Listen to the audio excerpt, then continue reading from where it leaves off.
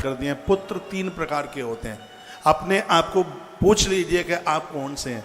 पहला है उत्तम, दूसरा है मध्यम, तीसरा है अधम। उत्तम पुत्र कौन सा है? पापा ने जो दिया उसका कई गुना आपने कर दिया, उसको घटने नहीं दिया, उसको 1 नंबर का बेटा करते हैं, फर्स्ट क्लास वाला। पिताजी ने जो दिया घटने नहीं दिया, उसको खूब बढ़ा दिया आपने, वो 1 नंबर का है। मध्यम कौन सा है? पिताजी ने जो दिया बढ़ा नहीं पाया तो उसने घटने भी नहीं दिया, ये 2nd क्लास वाले हैं, दूसरे नंबर के मध्यम। और तीसरे तो ना हो तो ही ज़्यादा ठीक है। पिताजी ने जो दिया शराब जुआ में सब उड़ा उड़ा करके सब खत्म कर दिया, ये औलाद कोई नहीं है तो माता पिता का मलमूत्र है, ये तो ना हो तो ही ज़्यादा ठीक है। उत्तम बनिए, बढ़िया बनिए। आपने ये सब मेहनत से किया है, तब ये कोई ऐसे ही नहीं मिल गया। ये ऐसा नहीं है कि बस वो मोर पंख सिर के ऊपर लगा दिया गया हो तो ऊपर से बरस गया हो। चलो ठीक है, मोर पंख की रही होगी, कोई विशेषता अलाय वलाय घटी होंगी, लेकिन मेहनत तो आपके 20 नाखूनों से हुई है। ये मेहनत का ये परिणाम है। आपने इतनी मेहनत करी है, अब धीमे धीमे शरीर पलटा सा, वानप्रस्थ की देहली सामने खड़ी हुई है। आपने बच्चों को बड़ा कर दिया है और अब बच्चे के भी बच्चे हो गए हैं, तो अब बाबा बनने का सर्टिफिकेट, दादी बनने का सर्टिफिकेट अब आपको प्राप्त हो गया है। अब तो बस भजन, ईश्वर आराधना, ईश्वर साधना। जवानी में ज़्यादा तीर्थ कर नहीं पाए, सत्संग कर नहीं पाए, कथाएं सुन नहीं पाए। ये क्या है आप जानते हैं? बुढ़ापा क्या है? जवानी का प्रायश्चित काल है बुढ़ापा, वृद्ध अवस्था। और यदि इस अवस्था में प्रायश्चित नहीं किया तो ये मनुष्य जीवन करोड़ साल तक भी मिलने वाला नहीं है। इंतजार मत कीजिएगा कि 80 साल में भजन करेंगे। बेटे को बेटा हो गया, घर छोड़ने का नंबर आ गया, टिकट मिल गई, समझ लो। बाल भले ही न पके हों, जिस दिन बेटे को बेटा, बिटिया को संतान हो गई है, आप नाना बाबा बन गए, तो यह आपको सर्टिफिकेट मिल गया है कि संसार की गृहस्थी आपकी पूरी हो गई। मैंने तो यहाँ तक पढ़ा, 4 बेटे हैं, उनको 1 छत देना आपका धर्म है, आपका कर्तव्य है, लेकिन 4 के लिए 40 प्लॉट, ये आपकी वासना है, आपकी तृष्णा है, आपकी कामना है। यही तृष्णा मार करके रख देती है। एक बात बोलूंगा, गौ धन, गज धन, बाज धन और रतन धन खान, जब आवे संतोष धन सब धन धूल समान। संपदा तो बहुत है, लेकिन संतोष से बढ़ करके कोई संपत्ति दूसरी नहीं है। संतोष का मतलब ये नहीं है आप कुछ करें धरे नहीं। संतोष का अर्थ है भगवान का धन्यवाद कीजिए।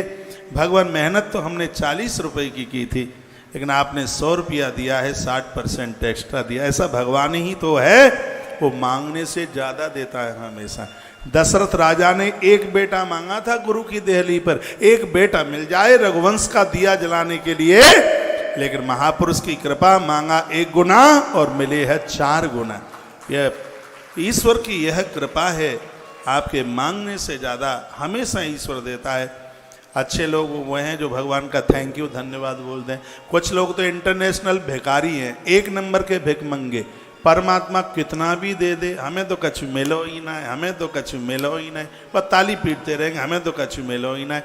कभी कभी इस मुहड़े से भगवान को धन्यवाद भी दे दिया करो, उन्हें ये भी कह दिया करो, मुझे मेरे दाता ने बहुत कुछ दिया है, तेरा शुक्रिया है, तेरा शुक्रिया है। हे प्रभु, आपने इतने अच्छे माता पिता दे दिए, इतने अच्छे बेटे दिए, बहू कितनी प्यारी सी दे दी है आपको पुत्र वधू, घर में लड़ाई नहीं, घर में झगड़ा नहीं, भैया इतना अच्छा दिया, पड़ोसी रिश्तेदार सब कुछ तो इतना अच्छा दे दिया, अब कमी क्या रह गई है? भैया ईश्वर का धन्यवाद कीजिए, परमात्मा को कहिए भगवान आपने बहुत कृपा करी है। और जब आप उसका धन्यवाद करते हैं तो जैसा मैंने पढ़ा है वो मैं आपको बोल रहा हूँ, फिर भगवान के दूत लेने के लिए नहीं, स्वयं गरुण को लेकर के भगवान अपने भक्त को लेने के लिए आते हैं। ऐसा कुछ जीवन जिया जाए तो वो सब बढ़िया जिंदगी है, नहीं तो सब बेकार है, सब कूड़ा कचड़ा है। अपने जीवन को सार्थक कीजिएगा। घर को धाम बनाइए, तीर्थ बनाइए घर को। तुलसी के गरुए लगा, पार्वती मैया 100 तुलसी के गरुआ रोज पूजती है। वो वैष्णव हो ही नहीं सकता जिसके घर से गौ माता को रोटी नहीं निकलती। एक रोटी गैया के लिए रोज निकाले, ये 4 बातें लिखने के लायक हैं। वो वैष्णव नहीं हो पाएंगे जिनके घर में गंगा जल नहीं है।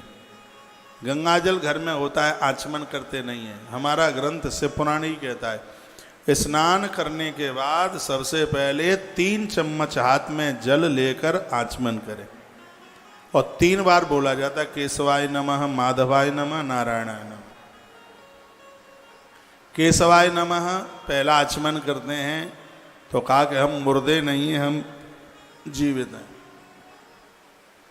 माधवाय नमः, माधव कहते हैं ज्ञान का भंडार, परमात्मा आपने विचार दिया है तभी तो गंगा जल का आचमन कर रहा।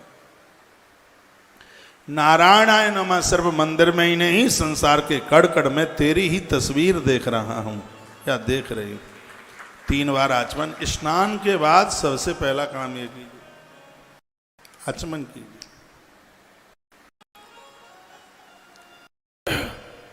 धुला हुआ वस्त्र पहनकर भले आप थोड़ी देर के लिए बैठते हैं, अपने मंदिर में बैठिए।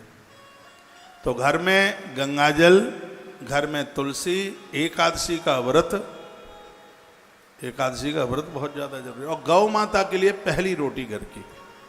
अब आपके गली मोहल्ले में तो गैया होगी नहीं, रोटी बना बना के निकाल निकाल करके रखो, और हफ्ते 10-15 दिन में जब भी कभी आपको अवकाश मिलता है, छुट्टी मिलती है, परिवार के लोग पत्नी के साथ, बच्चों के साथ निकल जाओ घूमने के लिए। और बाहर आपको कहीं न कहीं गौशालाओं में या सड़क पर खड़ी हुई गैया मिल जाएगी। जिस दिन वह रोटी आपने गाय को खिला दी, रोटियों की जितनी संख्या है उतने ही यज्ञ आपके पूरे हो गए, इतना ध्यान रख लीजिए। अतिथियों का आदर करो। जिसके घर में अतिथि को अन्न नहीं मिलता उसके घर की तुलसी सूख जाती है। तुलसी का सूखना बिल्कुल ठीक नहीं, उदार बनिए।